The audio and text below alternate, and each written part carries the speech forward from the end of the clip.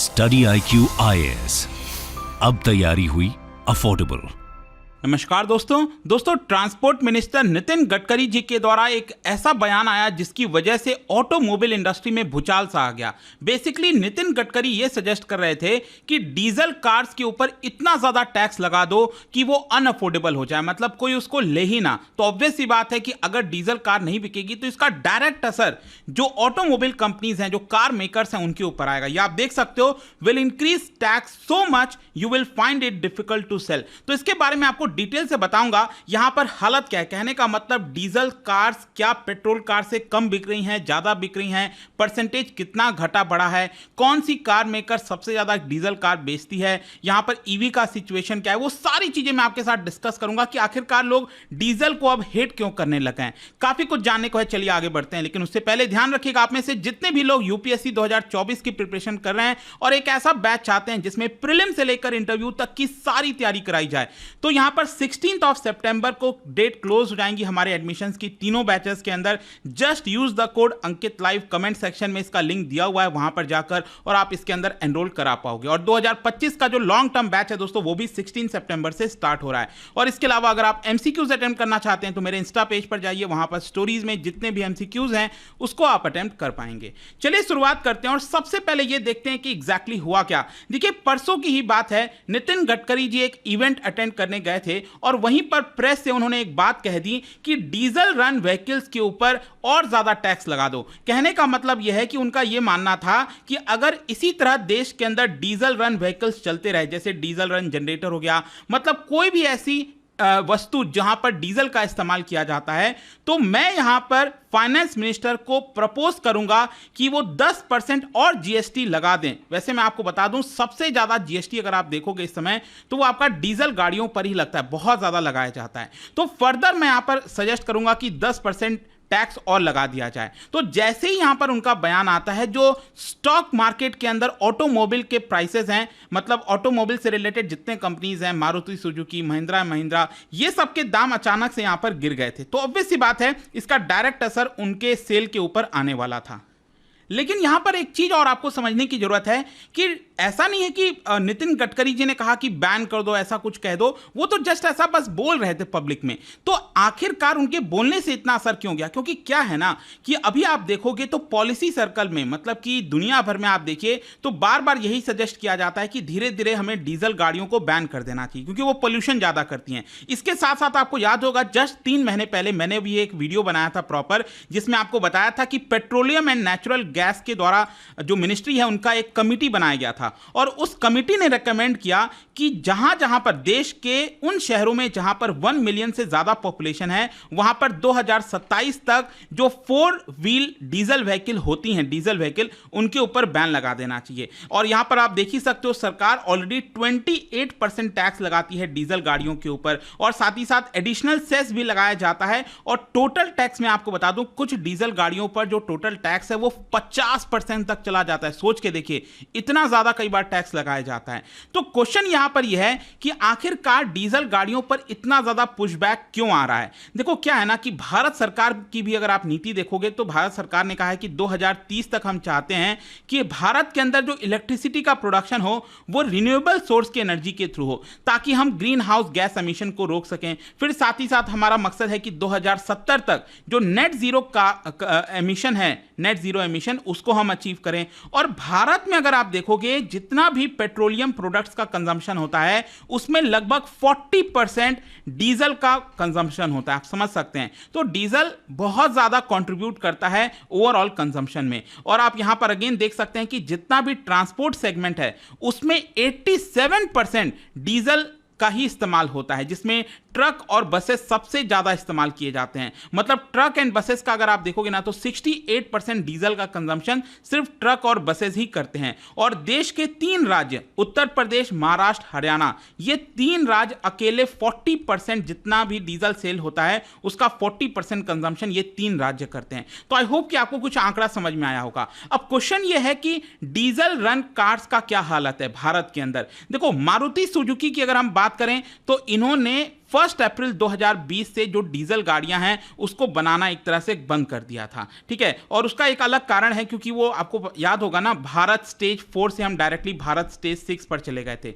तो इसमें यहां पर मारुति सुजुकी ने कहा कि हम अफोर्ड नहीं कर सकते, मतलब उसमें कॉस्टिंग बहुत ज्यादा आएगी अगर हम डीजल गाड़ियों को भारत स्टेज 4 से डायरेक्टली 6 पर ले जाएंगे। और इसके अलावा टाटा मोटर्स, महिंद्रा, होंडा, ये सब भी अगर आप देखोगे तो जो छोटी गाड़ियां होती हैं उसमें ये लोग डीजल गाड़ियां निकालना बंद कर दी हैं। 1.2 लीटर डीजल वाला इंजन जो है वो बंद कर दिया गया है। अब डीजल गाड़ियां ज्यादातर क्या होता है, जो बड़े इंजन होते हैं 1.5 लीटर से अबव, वहीं पर आपको डीजल गाड़ियां देखने को मिलेंगी। और देश में कौन सी ऑटोमोबाइल कार मेकर है जिसका सबसे ज्यादा डीजल गाड़ी बिकता है, तो मैं आपको बता दूं, महिंद्रा एंड महिंद्रा। जितनी भी डीजल गाड़ियों की सेल होती है उसका 47% अकेले महिंद्रा एंड महिंद्रा का बिकता है, ये आप समझिए। और सोच के देखो, जस्ट 2 साल पहले 2021 में 28% हिस्सा ही था। तो क्या हुआ है कि बाकी जो कार मेकर्स हैं उन्होंने अपना डीजल गाड़ी का जो प्रोडक्शन है उसको कम कर दिया, जिसकी वजह से जो इसका पूरा शिफ्ट है वो महिंद्रा एंड महिंद्रा को बेनिफिट देखने को मिला। और बाहर की कंपनीज की बात करें तो कोरिया की जो हुंडई है, किया है,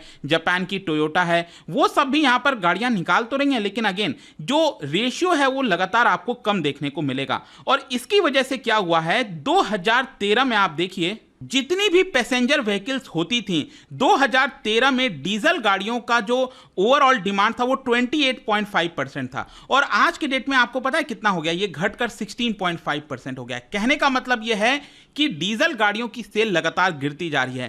क्वेश्चन आपके मन में यह भी आएगा कि इतना नेगेटिविटी क्यों होते जा रहा है डीजल गाड़ियों की तरफ। देखो, इसके कई कारण हैं। एक तो डीजल गाड़ी में जो डीजल इंजन होता है उसमें कंप्रेशन रेशियो बहुत हाई होता है। कहने का मतलब यह है कि जैसे अगर मैं पेट्रोल की बात करूं, पेट्रोल गाड़ियों की, पेट्रोल इंजन की, तो उसका कंप्रेशन रेशियो लगभग 6-10 का होता है। और जो डीजल इंजन होता है उसका कंप्रेशन रेशियो लगभग 15 से 25 का होता है, जिसकी वजह से क्या है कि वो जो ऑक्साइड्स ऑफ नाइट्रोजन होते हैं ना, NOx, उसका एमिशन ज्यादा करती है और पोल्यूशन ज्यादा करती है। यह सबसे बड़ा ड्रॉबैक है डीजल इंजन का। और ग्लोबली क्या हुआ था, आपको याद हो, 2015 में एक बहुत बड़ा स्कैंडल सामने आया था फॉक्सवैगन का। फॉक्सवैगन जो गाड़ियां आपने सुनाई होगा, जर्मन ऑटो कार मेकर है, उसमें एक बड़ी चीज सामने निकल कर आई थी। जब भी लैब टेस्टिंग वगैरह होती थी उसके इंजन की, डीजल इंजन की, तो वो लोग क्या करते थे, उसके अंदर जो एमिशन कंट्रोल है उसको एक्टिवेट कर देते थे। लेकिन जब उसी इंजन को गाड़ी में ये लोग लगाते थे फॉक्सवैगन की, तो वहां पर एक तरह से जो पोल्यूशन है वो कहीं ज्यादा होता था। मतलब टेस्टिंग में ये लोग जानबूझकर गलत दिखाते थे और यहां पर एक्चुअल रियलिटी में, रियल एनवायरनमेंट पे पोल्यूशन बहुत ज्यादा होता था। तो जिसकी वजह से धीरे धीरे नेगेटिव परसेप्शन बढ़ने लग गया और भारत में भी इसको लेकर काफी ज्यादा नेगेटिव परसेप्शन हो गया। और जैसा मैंने आपको बताया कि मारुति सुजुकी ने तो बंद इसीलिए कर दिया था क्योंकि सरकार का पहले प्लान था कि भारत स्टेज 4 से वो 5 पर जाएंगे, लेकिन सरकार ने भी निर्णय लिया कि नहीं, हम 5 पर नहीं जाएंगे, डायरेक्टली 6 पर जंप करेंगे, ताकि और ज्यादा जो नॉर्म्स हैं पोल्यूशन से रिलेटेड उसको स्ट्रिक्ट किया जा सके। और कहीं ना कहीं ये भी दिमाग में था सरकार के कि अगर हम 6 पर जाते हैं तो यहां पर जो डीजल बनाने का जो खर्चा है ना, डीजल गाड़ियों बनाने का, वो काफी कॉस्टली हो जाएगा। तो ऑटोमोबाइल जो कार मेकर्स हैं वो धीरे धीरे ऑटोमेटिकली क्या करेंगे, डीजल गाड़ियों का प्रोडक्शन कम कर देंगे और वो पेट्रोल की तरफ जाएंगे, पेट्रोल, इलेक्ट्रिक व्हीकल, CNG, उस तरफ की तरफ ज्यादा जाएंगे। अब क्वेश्चन ये है कि अगर मान लो, अगर मैं कहता हूं कि सच में अगर डीजल इंजन के ऊपर, डीजल गाड़ियों के ऊपर टैक्स बढ़ जाता है तो उस केस में किस चीज के ऊपर इंपैक्ट आएगा। तो देखो यहां पर बेसिकली क्या है, अगर मैं सस्ते गाड़ियों की बात करूं और मिड रेंज के गाड़ियों की बात करूं तो वहां पर तो इंडियंस की चॉइस ज्यादातर पेट्रोल गाड़ी ही है आज के डेट में। आपने देखा होगा जो छोटी गाड़ियां और जो मिड सेगमेंट की गाड़ियां होती हैं तो उसमें ज्यादातर लोग पेट्रोल कार ही प्रीफर कर रहे हैं। लेकिन जो लग्जरी कार सेगमेंट में अगर आप देखोगे ना तो वहां पर आपको पिक्चर थोड़ा डिफरेंट देखने को मिलेगा। मैं आपको बताता हूं कैसे। 2021 में जो लग्जरी वाला डीजल वेरिएंट होता है उसका हिस्सा लगभग 31% था और ये 2023 में बढ़कर 33% हो गया। मतलब कहीं ना कहीं जब लग्जरी कार्स की तरफ लोग जाते हैं तब वहां पर डीजल इंजन प्रेफर करते हैं। और इसी की वजह से बताया जा रहा है कि अगर मान लो टैक्स बढ़ता भी है तो इसका असर जो है वो लग्जरी कार्स पर ज्यादा आएगा। और इसीलिए आप देखोगे मर्सिडीज बेंज, उनकी तरफ से भी यहां पर एक स्टेटमेंट आया था, रॉयटर्स के अंदर छपा था, उसमें बोला कि अगर ऐसा होता है तो कहीं ना कहीं उनको काफी प्रॉब्लम होगी अपनी गाड़ियां बेचने में और उसको टाइम लग जाएगा, उसको सुधारने में टाइम लग जाएगा। और इसके अलावा भी अगर आप देखिए प्राइवेट टैक्सीज, मतलब कि जो टैक्सी की अगर हम बात करेंगे ना तो उसमें भी डीजल ही प्रेफर किया जाता है ज्यादातर। वैसे तो शहरों वगैरह में आप देखोगे दिल्ली वगैरह साइड में तो उबर, ओला, ये सब जहां पर भी आपको सीएनजी गाड़ियां ही देखने को मिलती है, कंपलसरी कर दिया गया है। लेकिन जो इंटर स्टेट वाली जो एक स्टेट से दूसरे स्टेट में जो जाती हैं, लॉन्ग डिस्टेंस पर जाती हैं गाड़ियां, उसमें आपको डीजल गाड़ियां ज्यादा देखने को मिलेंगी। तो ओवरऑल कहने का मतलब यह है मेरा कि अगर डीजल कार्स के ऊपर टैक्स बढ़ता भी है तो उसका असर लग्जरी कार्स के ऊपर आएगा, जो टैक्सीज हैं उसके ऊपर आएगा, और जो ट्रक वगैरह हो गए वहां पर जो मैन्युफैक्चरर्स हैं उनके ऊपर ज्यादा असर देखने को मिलेगा। खैर, यहां पर एक और चीज मैं मेंशन करना चाहता हूं। नितिन गडकरी का जब यह बयान आया ना, उसके जस्ट बाद में जिस तरह से ऑटोमोबाइल इंडस्ट्री में एक हलचल देखने को मिली, इसको देखते हुए नितिन गडकरी जी ने इसको क्लैरिफाई भी किया। देखो, नितिन गडकरी जी ये कह रहे थे, देखिए मैं तो यहां पर चाहता हूं कि लोग क्लीनर फ्यूल का ज्यादा इस्तेमाल करें, डीजल व्हीकल वगैरह थोड़ा सा ज्यादा पोल्यूशन करती हैं, तो ऐसा नहीं है कि यहां पर टैक्स बढ़ाने को लेकर कोई कंसिडरेशन हो रहा है, वो तो मैंने जस्ट ऐसा बोल दिया था।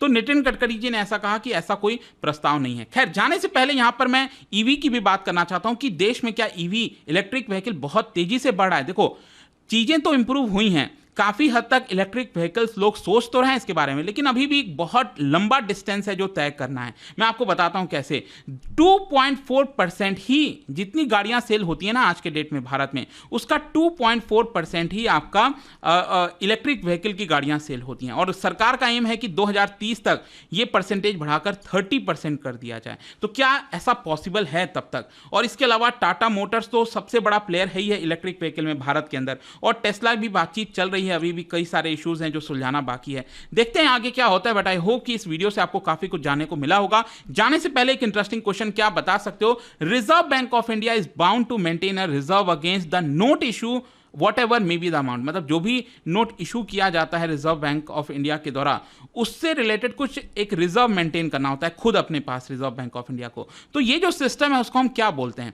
इसका राइट आंसर आप सबको पता है, मेरे इंस्टाग्राम पर तो मिलेगा ही, वहां पर अगर आप नहीं हो कोई बात नहीं, टेलीग्राम से ले सकते हैं इसका सही उत्तर। मैं कई सारे जो एमसीक्यूज हैं वो यहाँ पर स्टोरीज में डाल दिया करता हूँ। बाकी अगर आपको पीडीएफ चाहिए तो टेलीग्राम पर आइए, अलग अलग सोशल मीडिया पर आप जुड़ पाओगे। और जैसा मैंने आपको बताया, कोई भी बैच चाहिए, just use the code Ankit live हमारे स्टडी IQ ऐप पर जाकर। आई होप की वीडियो आपको पसंद आया होगा। मिलता हूं आपसे next time, till then thank you very much, see you soon. Study IQ IAS, अब तैयारी हुई अफोर्डेबल।